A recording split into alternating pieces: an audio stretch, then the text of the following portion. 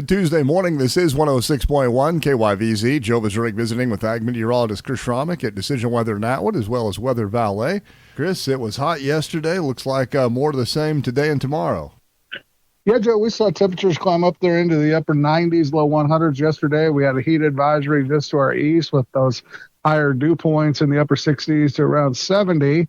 And here this morning, we got kind of an interesting pattern going on where we do have some higher dew points up there in the low 60s out in Colorado, which is high for Colorado due to that southwesterly monsoonal flow coming off a high-pressure ridge over the Rockies. And then we also got the other high-pressure ridge over the southeastern United States that's working that heat and humidity coming in from the east across Kansas.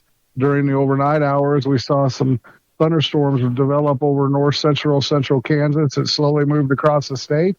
That's kind of cleared out the state with dew points and that heavier rain here for the morning hours. So the heat advisories are sitting out there along the eastern Kansas border, Missouri, and off to our east today. We'll still be hot, however, but our dew points will be about 10 degrees less than they were yesterday. Instead of the upper 60s, low 70s, we're going to be in the upper 50s and low 60s today. Thus, we probably will not see a heat advisory, but we'll still see those hot afternoon temperatures in the upper 90s to low 100s.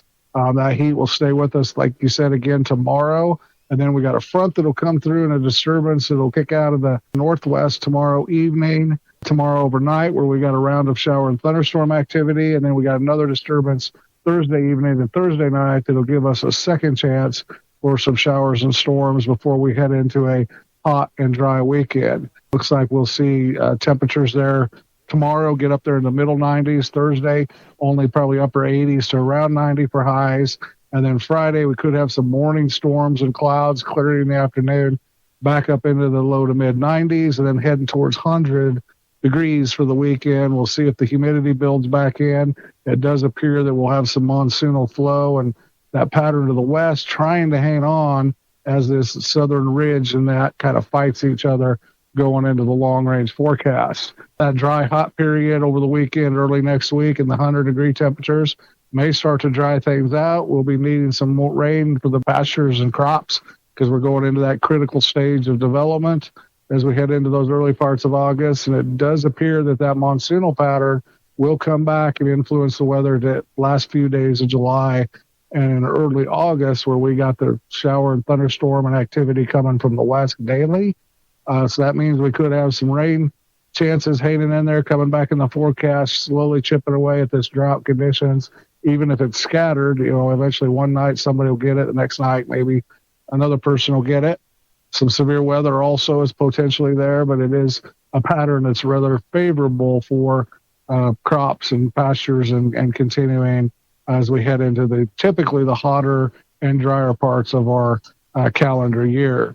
As far as lows go, we'll have upper 60s again tonight, middle 60s tomorrow night, low to mid 60s back in the upper 60s for the weekend. Storm chances today, they're going to be similar to yesterday. They're going to be to the west of 25 out along that Kansas-Colorado border, kind of where those dew points are higher. One or two could be severe, isolated downpour. Tomorrow, we got that front coming. It's probably not till the overnight. So these next 2 days will be hit and miss and drier. Storm chances increase tomorrow evening, tomorrow night, hot and dry out in the extended forecast. So looks like a typical summer pattern, fair time. People want to go on vacation. All that looks like it'll go off without a hitch.